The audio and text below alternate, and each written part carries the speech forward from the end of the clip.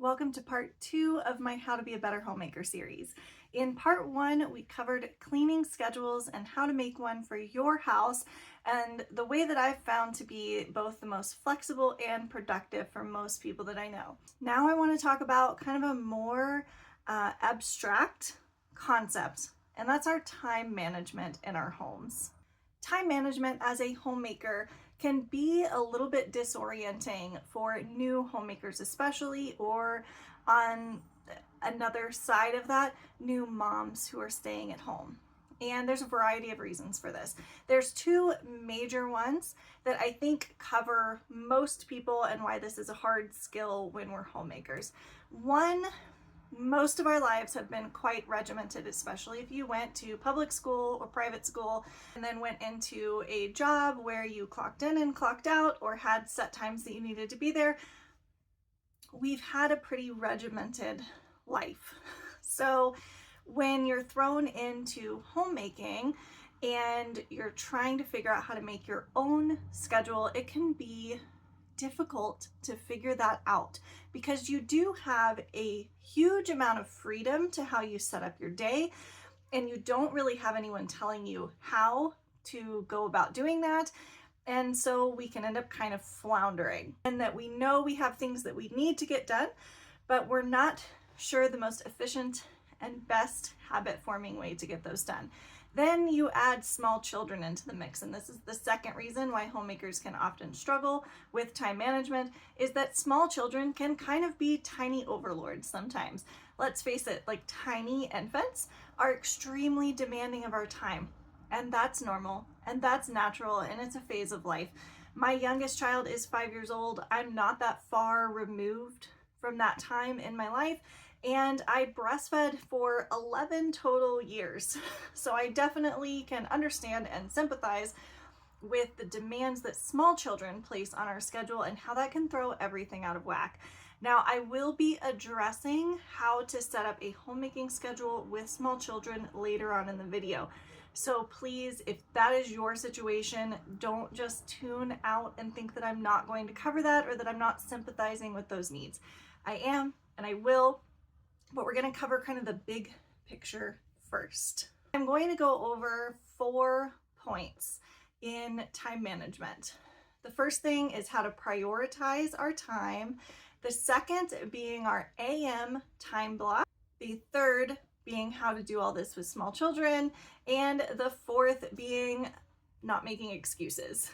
And I know that sounds mean, but hang in there with me, okay? So on my first point with prioritizing, I want you to look at your chores in the home and our homemaking necessities as being a priority.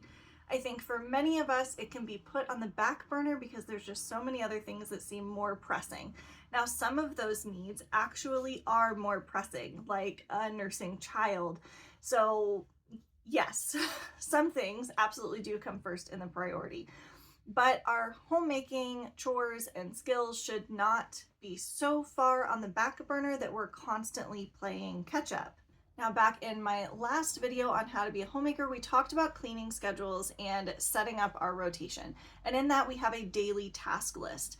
So those things on your daily task list need to be a priority every day, because they're the things that you have decided make your home run better and more smoothly and that are important to you.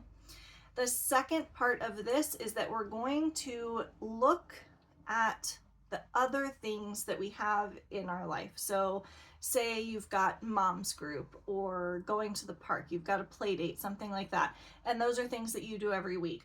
Or you're making appointments, right? Going to the dentist, going to the doctors, anything of that nature. I want you to set your appointments and things preferably for later into the afternoon. So say after 11 o'clock a.m. and mom's group and things like that. I would try not to schedule those things first thing in the morning, except for maybe 1 or 2 mornings a week. I do think that things like mom's group and play dates work better in the morning because kids are generally more compliant, but try not to have something every single morning of the week, which I think in today's day and age is not really the problem for most people. For most moms, it's convincing them to leave the house with their children. Not that they need to stay in more. So, but I'm just putting it out there in case anyone is running into that you've overscheduled yourself every morning. Instead, let's look at setting aside 1 or 2 mornings a week for that and leaving our AM time block open. So that's on to point 2. What is the AM time block? For me, I'm categorizing that as between when we wake up to around lunchtime or nap time, whichever comes first, depending on if you have small kids. So I get up with my husband and I get him his lunch, his coffee, get him out the door, whatnot, and then my kids are up for school. During the summer, this is honestly kind of the same. I get up with my husband and my kids are usually up pretty shortly after that, and he leaves at 6:30 in the morning. If you have magical unicorn children who do not get up at the crack of dawn, good for you. That's awesome. I'm so happy for you. That has never been my life. And for most people I know, at least the majority of their children get up really early. Now, my 13-year-old, he sleeps in now. He's firmly in his teenage phase, so he will sleep in, but my younger children still do not. And even though in the morning it can seem like you've got a lot of things going on, you got to get everybody breakfast, you got to change the baby, and all these different things, I'm telling you that your AM time block is going to be a game changer when it comes to your household chores. What we're going to do is we're going to try to fit in all of our chores, except for like dinner and cleaning up from dinner, into our morning time block. And I know for people that are not morning people, I'm not a morning person. For people that are not morning people, this is going to sound crazy. And I understand the hesitancy, but I'm telling you, if you use those morning hours, you are going to get so much more done, even if you have small kids. And here's why. Nobody has reached the end of their rope, figuratively speaking, first thing in the morning. You might be kind of slow and sluggish when you first get up, but once you're up and you've told yourself, okay, I'm awake, I'm dressed, I'm doing the thing, you're going to have a lot more energy, and everyone is going to be in a generally better frame of mind at the beginning of the day versus the end of the day. And this is, I think, even more true when you have small children. So maybe right now your general morning MO is that you get up with the kids, you get everybody breakfast, and then everybody just kind of chills. But then what happens? You're getting to the end of your day, you're getting around dinner time, and all of a sudden it's like, oh, I need to vacuum, I need to clear off the counters, I need to clean up from breakfast and lunch, I need to get dinner started. The baby wants to nurse and is being super cranky. It's the witching hour for my toddler. Nobody is wanting to chill out with an episode of Bluey. Everybody is hanging on my legs. This is what happens in most houses. And I know that because I get messages from women saying that that is what's happening. They don't utilize their morning time block, and instead they're trying to fit everything in at the end of the day when everyone has had enough, right?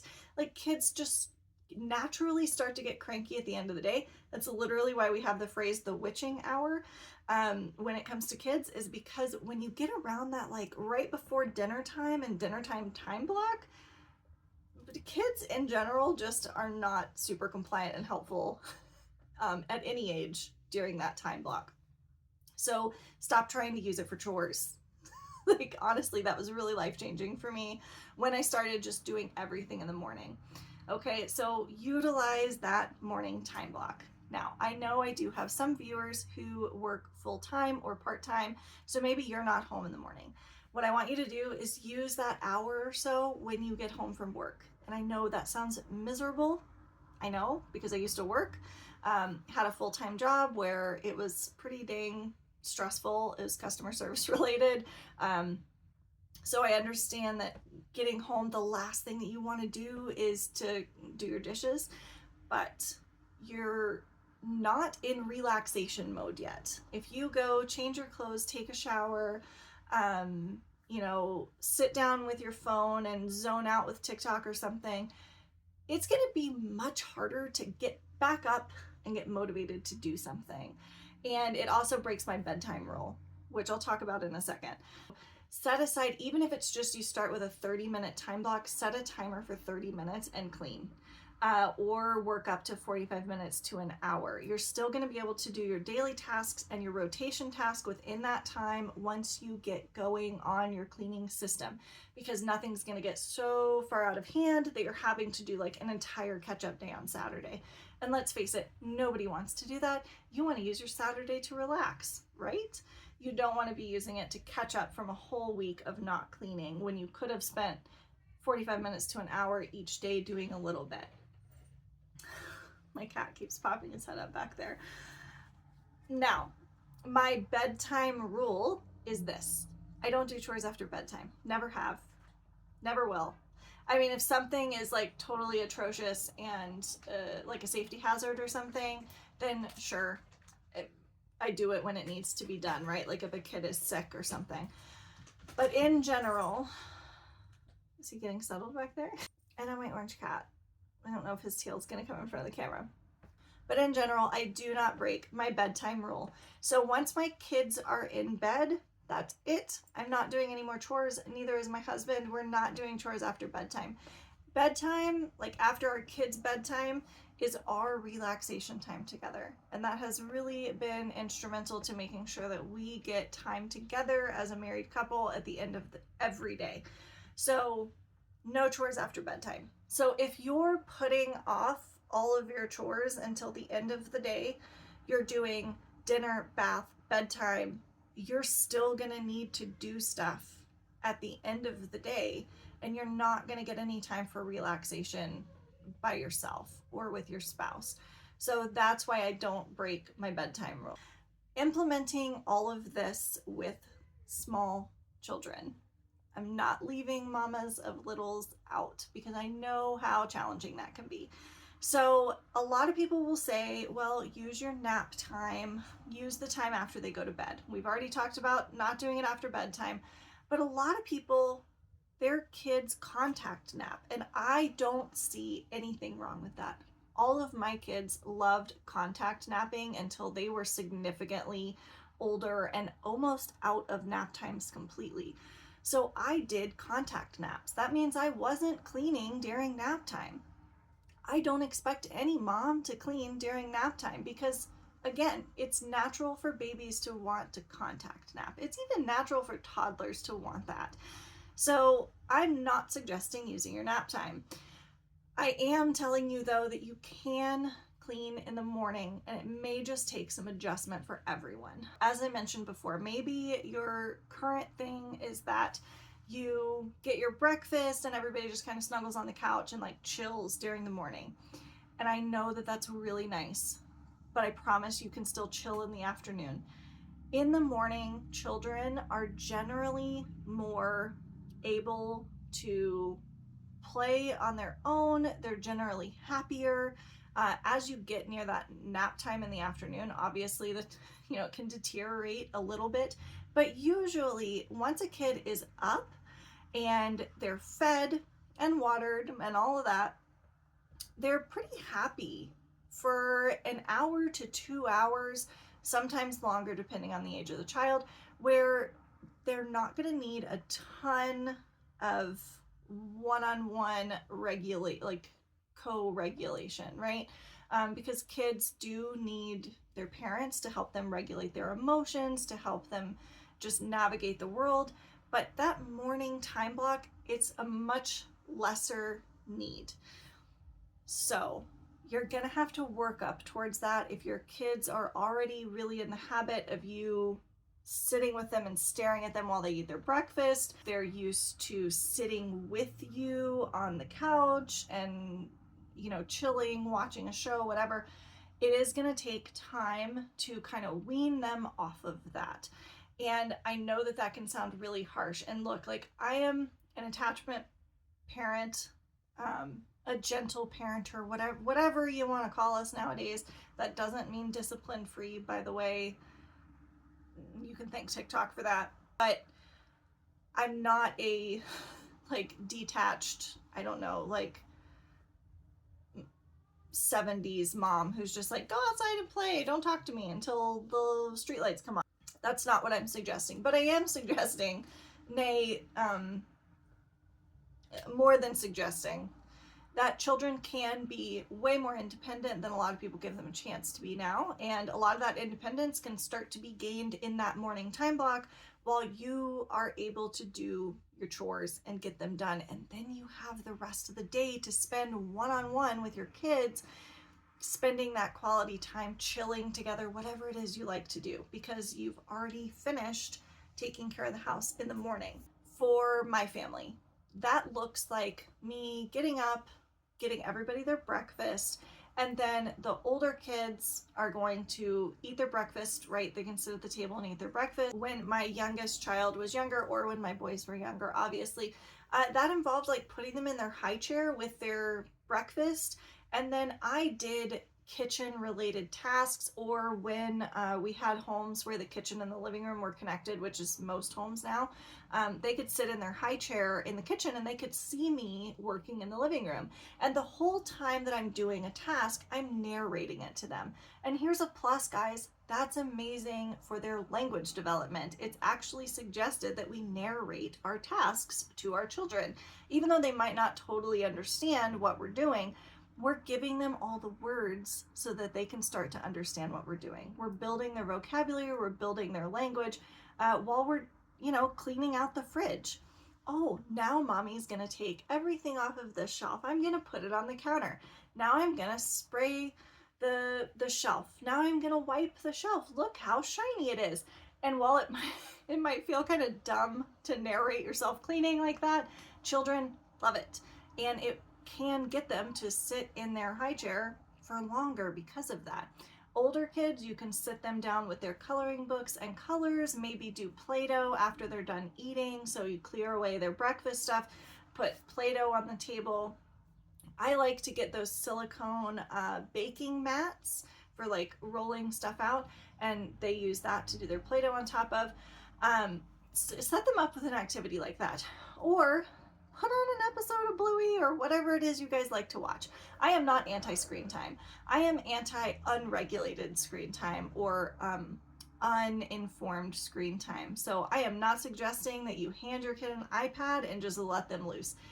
Be very aware of what they're watching, how long they're watching it, the subjects that are being talked about, all of that. I think that unregulated screen time is far more detrimental than just screen time in general.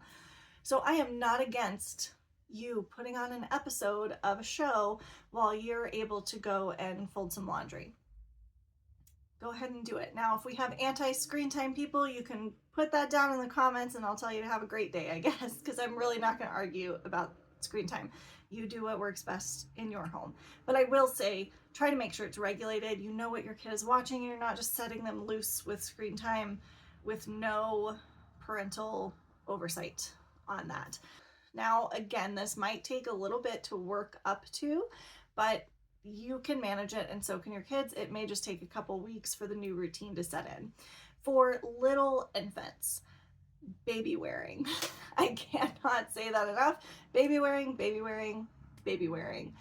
Some people will say, oh, my kid doesn't like being in a baby carrier. It may be that the carrier is not comfortable for them. The baby Bjorn type things are notorious for being uncomfortable for both the parent and the child. Or they're just not used to it because you don't do it every day. So for the first year of life, my kids kind of like live in the baby backpacks, okay? Kinderpack, this is not sponsored. Kinderpack is my favorite baby carrier brand. I love that they're made in the US. I don't know if they still are, but they used to be completely made by seamstresses, like mom seamstresses, and they're affordably priced. They're super comfortable, and they come in a multitude of sizes from infant. They have like infant, baby, which is kind of the regular infant size, and then like that's comparable to say Ergo or something that size, and then toddler and preschool, I think. So they have a carrier for everyone and really cute patterns. Anyway, I really suggest baby wearing. It gives your child the closeness that they're craving, and it gives you the ability to move around and get things done. If it's uncomfortable for the child or you, like I said, it might be the carrier, and it might be that neither of you are used to it yet. You do have to kind of work up your core strength and your back strength when you're baby wearing. Like now that I haven't baby worn for several years, I would probably be exhausted the first time that I put it on if I tried to clean all day. So just keep that in mind. It may be something that you have to work up to slowly. It's a good time for babies to do a supervised tummy time if they're into that. A lot of babies hate tummy time, or lay them on their activity mat, that kind of thing, while you work around them. That's completely fine. I think that we have this false idea that if we stay at home with our kids that we need to be like staring them in the eyeballs all day. You don't need to do that. It's gonna not be good for you in the long run as a mother. It's also not going to be great for the kids in the long run because they're not going to develop any independence at all. You can have both attachment with your children and develop independence in your children at the same time. It's just something that you work up to slowly. So that is my advice with young children, is develop a routine with them so they know what to expect every morning. And in the meantime, just keep at it, build up the amount of time that they can go, narrate what you're doing to them, especially if they're little, so that they understand what you're doing. And as they get older, right, once they're walking and have some coordination, include them in it. My kids, when they were little toddlers, they loved to help me unload the dishwasher. They looked forward to that in the morning. It got to the point where my daughter especially would like ask to help unload the dishwasher. So you can include them in some of those chores too. Make it a game, make it fun, do the chores together. So you can manage this with small children, but if you're not at that point yet, just realize you're gonna have to give yourself some grace to work up to it, but you can do it. And that leads me into my fourth point: no excuses. And I know that that sounds really mean. There are going to be times in life when you can't manage all of this and your routine's going to be completely thrown off. Like when you have a tiny infant, I'm talking like newborn, those first couple months, you're not going to be doing your AM time block because you're going to be nursing every 2 seconds, then you're going to be changing a diaper, then you're going to be nursing, then you're going to be helping your toddler. Totally understand that, right? There are things that are going to throw off our time management and the system that we've set up, but we don't have to stay in that. And I'm just going to let you guys know, I'm not going to give you 100 caveats to what I'm saying. You know, if your situation and your change in life is permanent in a way where you can't work back up to efficient time management. I don't need to give you that caveat, but most of us are able to keep more of a schedule at home than we're willing to admit. And I know that was the case for me. For several years, I made a lot of excuses about what I could or could not handle and how my time management was thrown off. And it was mostly because I was just making excuses for myself.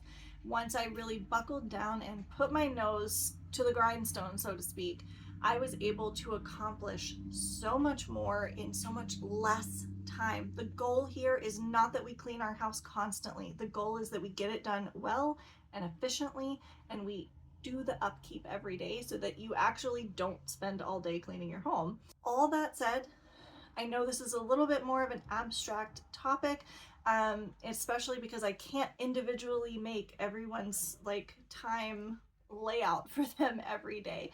You live in your home, you know what's going to work best, but these in general are things that I have found work for most people, especially, like I said, that AM time block that nobody wants to try out because it sounds miserable. It's not, it's great. Give it a try. When you implement this stuff, if you don't have small kids, give it a couple weeks.